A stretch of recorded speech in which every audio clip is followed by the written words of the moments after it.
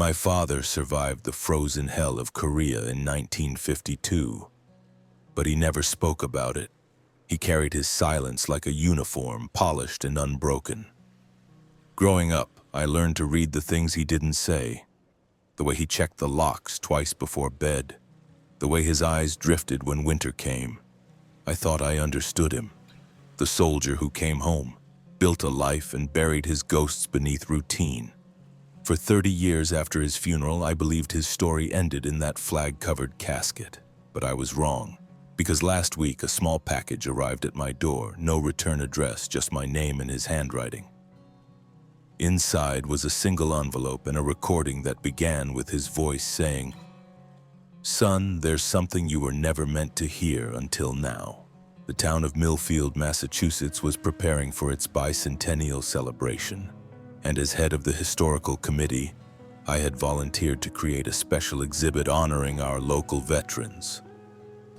At 52, I'd spent most of my life in this same small town, where my father, Sergeant James Wilson, had settled after returning from Korea in 1953. He had been a fixture in the community, respected high school history teacher, volunteer firefighter, and reluctant participant in the occasional Veterans Day parade. To most people, my father was the definition of quiet dignity. To me, he was a paradox, a man who insisted on teaching me self-reliance and courage, yet who never spoke about his own battlefield tests of those qualities. I knew he'd been awarded a Silver Star, but the citation remained in its box in his dresser drawer. The few photographs from his service showed a younger version of the man I knew, thinner and with a haunted look behind his determined smile, standing with fellow soldiers against barren, snow-covered mountains. While searching through the town archives for the memorial exhibit, I discovered a sealed envelope in a box of items my father had donated years before his death. The military emblem in the corner was faded, but the handwriting on the front was unmistakably his precise slanted script. "For my son, when the time is right." My hands trembled as I held this unexpected message from the past. What could my father, who had been gone for nearly 3 decades, possibly have left to tell me? And why had he chosen to seal it away rather than tell me himself while he was alive? Growing up as James Wilson's son meant living with the unspoken. Our home operated with military precision. Meals at regular hours, chores completed without reminders, expectations always clear if unvoiced. My father was not an unkind man. He attended every school event, taught me to fish and fix engines, and on rare occasions, his face would crack into a smile that transformed his stern features completely. But there was always an invisible barrier, a line beyond which no conversation could go. The war hung over our family like a shadow cast by a figure just outside our field of vision. Evidence of my father's service was everywhere. The Purple Heart medal I once found while searching for Christmas presents, the way he flinched at sudden loud noises, the methodical routine he followed each night before sleep. When I was 10, I asked him directly about Korea after a school assignment on the conflict. "It was cold," he said simply, "colder than you can imagine." Then he returned to his newspaper, the conversation clearly over. My mother occasionally filled in gaps, whispering fragments of stories she'd heard during their early marriage. "He lost half his platoon crossing the Chosin Reservoir," she told me once. "He doesn't talk about it because he feels he should have saved more of them." But even she admitted there were parts of his experience he never shared with anyone, not even her. The most visible reminder of his service was his ritual on December 13th each year. He would wake before dawn, dress in his Sunday best, though it was never a Sunday, and drive to the small military cemetery 50 miles away. He would return hours later, his face drawn but somehow lighter, as if he'd set down a burden temporarily. When I asked to join him once as a teenager, he simply said, "Some journeys a man makes alone, son." I respected his privacy then. Now, holding the envelope with my name on it, I wondered if that had been a mistake. Had my father been waiting for me to push past his defenses? Had there been openings I had missed? Moments when he might have shared his truth if only I had found the right words to invite it? I carried the envelope home, setting it on my desk while I finished the day's work. That evening, I sat in my study, so similar to my father's with its oak desk and shelves of history books, and carefully opened the seal. Inside was a letter and a small audio cassette tape, the kind that had been common when I was young but was now practically an antique. The tape was labeled in my father's handwriting, "Korea, the parts I couldn't say." The letter was dated June 15, 1993, just 3 months before his sudden heart attack. The paper was crisp, as if it had been written and immediately sealed away, never read again until this moment. "Son," it began, "if you're reading this, it means I couldn't tell you everything in time. There's a part of me you never knew, and I hope this message helps you understand." I paused, looking up at the photograph on my wall. My father and me on a fishing trip when I was 12, his arm awkwardly placed around my shoulder, the closest to a physical display of affection he typically managed. In that moment, I realized I was about to meet a version of my father I had never known. It took me nearly an hour to locate my old cassette player in the attic, stored in a box of items I couldn't bear to discard after my mother passed. As I blew off the dust and plugged it in, I wondered what voice would emerge from the past. The strong, authoritative father I remembered, or someone else entirely.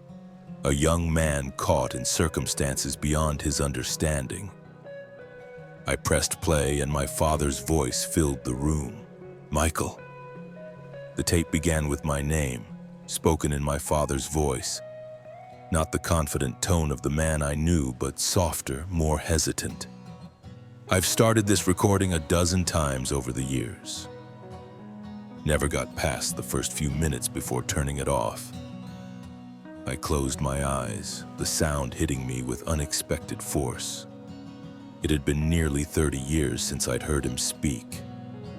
"It's June now, 1993. The doctors tell me my heart isn't what it used to be."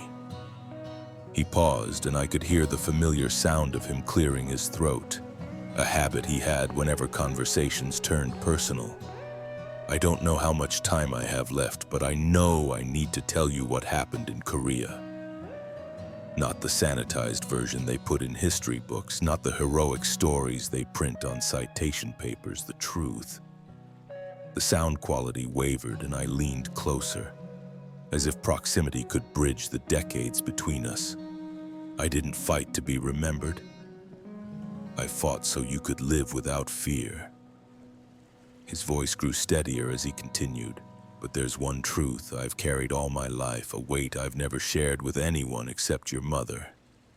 It's about December 13th, 1952, the day that changed everything." The date registered immediately. December 13th, the day of his annual pilgrimage to the military cemetery. We were north of the 38th parallel, part of an advance team sent to scout Chinese positions near Chosin Reservoir. The background noise on the tape changed, and I realized he had stopped and resumed recording, perhaps taking time to collect himself. There were 12 of us in the patrol. The cold was... He paused, searching for words. "It was like a living thing, Michael.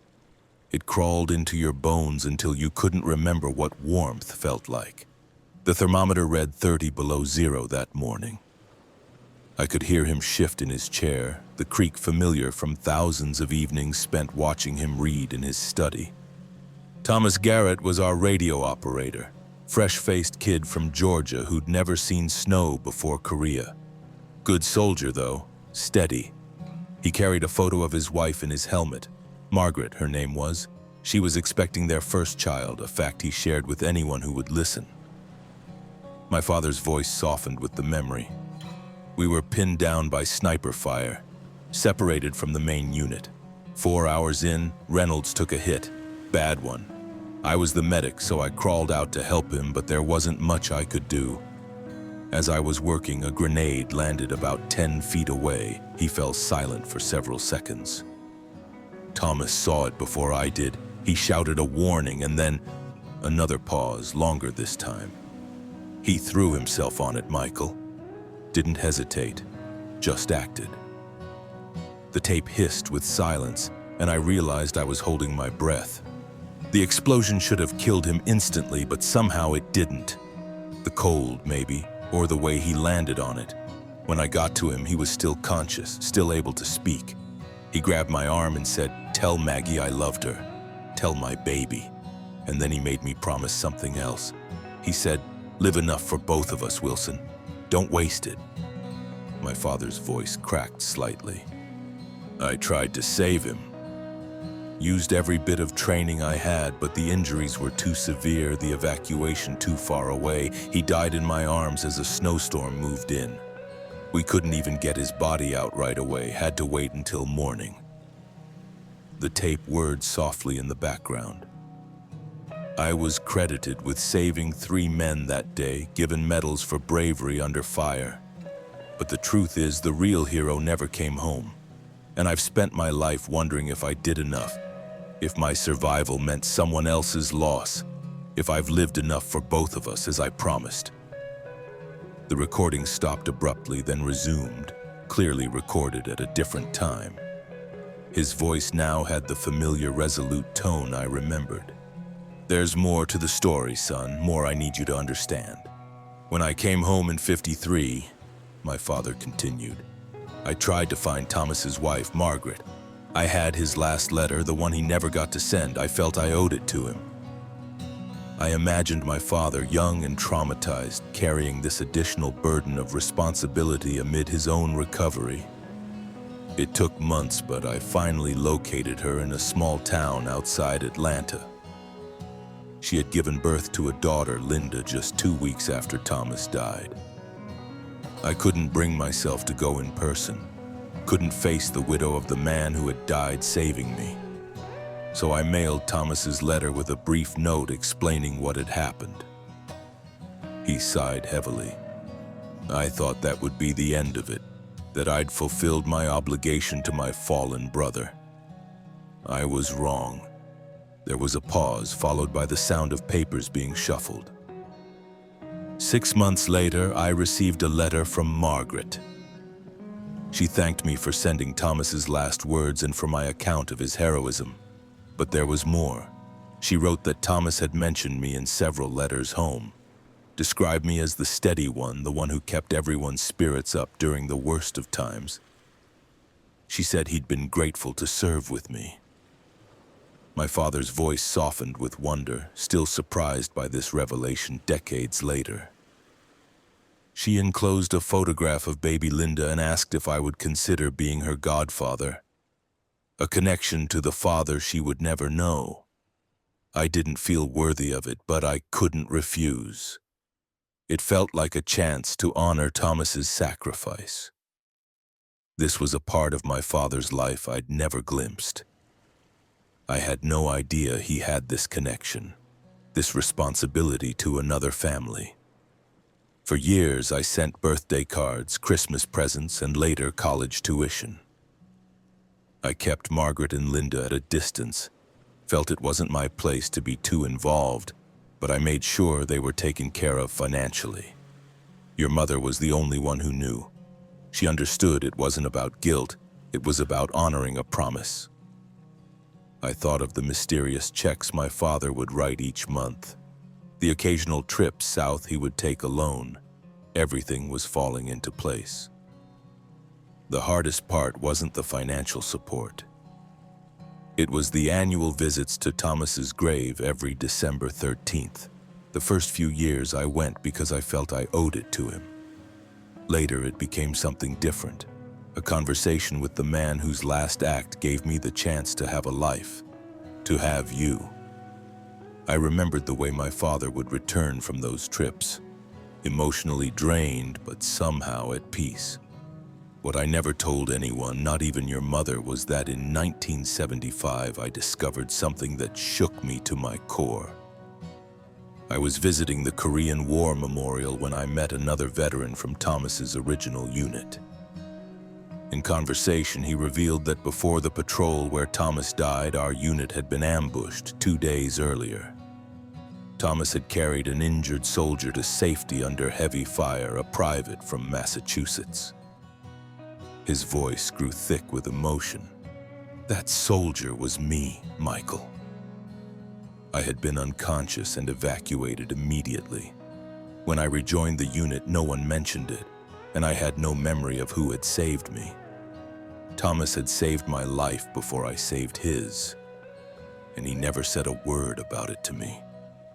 The revelation hung in the air between past and present. I spent my life wondering if I deserved to survive when Thomas didn't. I now understand that we were both just doing what soldiers do, protecting each other, honoring the brotherhood that forms in combat. But that knowledge came too late to change the man I became, cautious with emotions, afraid that enjoying life too fully would somehow dishonor his memory. The tape fell silent for several seconds before my father spoke again, his voice now resolute. I'm recording this because I owe you the truth, son. And because I need you to do something for me, something I never found the courage to do myself. Linda Garrett never knew the full story of her father's heroism. My father's voice continued. I couldn't bring myself to tell her how he died saving me. Couldn't face the daughter of the man to whom I owed my existence. I've enclosed her last known address in Atlanta with this tape. If you're willing, I'd like you to find her and tell her everything I've told you. I paused the tape, my mind reeling. My father, who had taught me that direct communication was the mark of an honest man, had kept this crucial connection hidden his entire life. Not out of deception, but out of some complex mixture of respect, guilt, and possibly fear. After taking a moment to collect myself, I pressed play again. There's something else, my father said. In the envelope, you'll find half of a photograph. It's me and Thomas the day before that final patrol. I've kept it all these years, but it's not complete. Thomas tore it in half before we left camp. A superstitious gesture. He kept half in his pocket and gave me the other half. He said when we both made it home, we'd reunite the picture. His half was returned with his personal effects. I reached back into the envelope and found it. A yellowed photograph torn jaggedly down the middle. It showed my father, young and solemn in his winter gear, half of his arm extending out of frame where it had once rested on Thomas's shoulder. I believe Margaret gave that half to Linda. The picture should be whole again, Michael, just as this story should be complete. The tape clicked off, then resumed, clearly recorded at yet another time. My father's voice now sounded tired, perhaps recorded shortly before his death. I've spent a lifetime wondering if I've honored Thomas's last request to live enough for both of us. I built a quiet life, raised you as best I could, taught history to generations of students. But I always held part of myself back, as if enjoying life too fully would betray the man who never got to live his. I felt a lump form in my throat as I recognized the truth in his words, the explanation for his reserved nature, his difficulty expressing emotion, his occasional distant gaze. That was my mistake, son. I misunderstood what Thomas meant. He didn't want me to live with restraint out of respect for his memory. He wanted me to embrace life fully, to experience the joys he would never know. I realized this too late to change. But you don't have to make the same mistake. The sound of my father clearing his throat one last time came through the speaker. Find Linda. Complete the photograph. And live without the constraints I placed on myself. The tape ended there, I sat in silence for several minutes, processing everything I had heard. Outside, evening had turned to night, and rain tapped gently against the windows of my study, so like my father's, where I had just met the man behind the disciplined facade I'd known all my life. The next morning, I began my search for Linda Garrett. The address my father had included was decades out of date, but in the age of the internet, such obstacles were not insurmountable.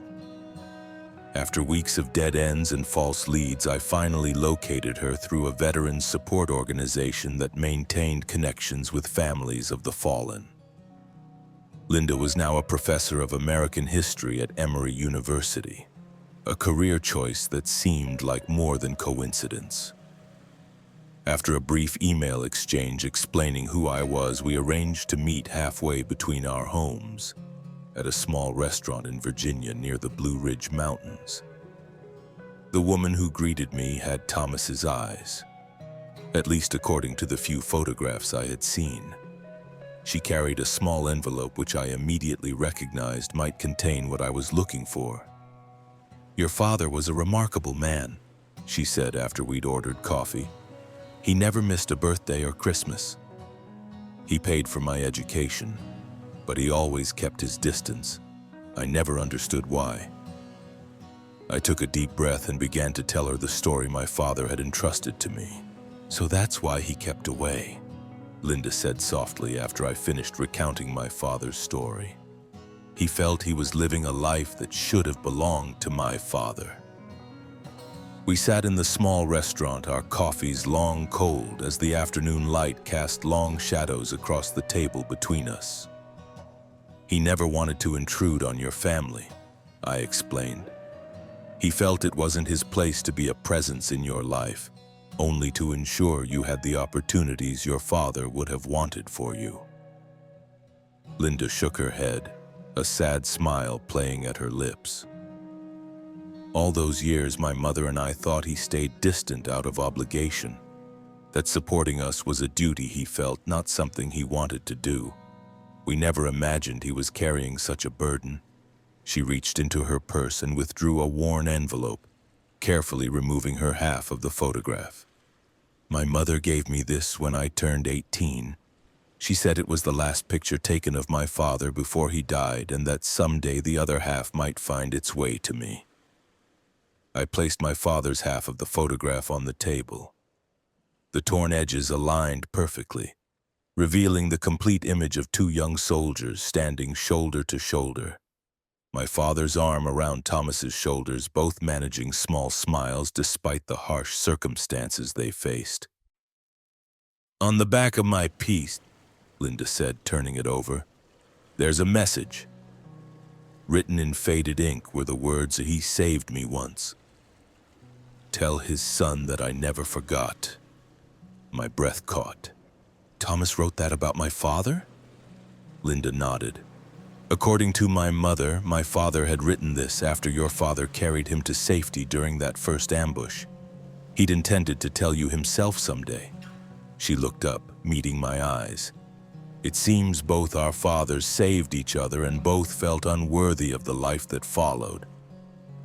We sat in silence, absorbing the symmetry of it all. How these two men had been bound by actions neither had fully understood. How their sense of obligation had shaped both their lives and, by extension, ours.